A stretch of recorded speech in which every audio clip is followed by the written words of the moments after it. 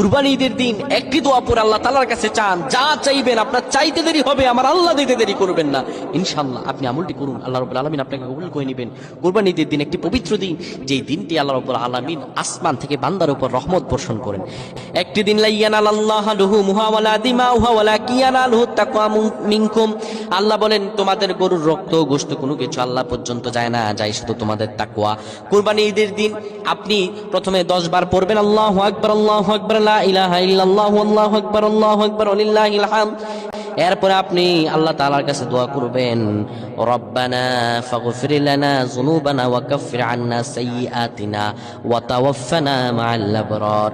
এরপরে দোয়া করবেন, রব্বানা আতিনা ফিদ দুনিয়া হাসানাতাও ওয়া ফিল আখিরাতি হাসানাতাও ওয়া কিনা আযাবান নার।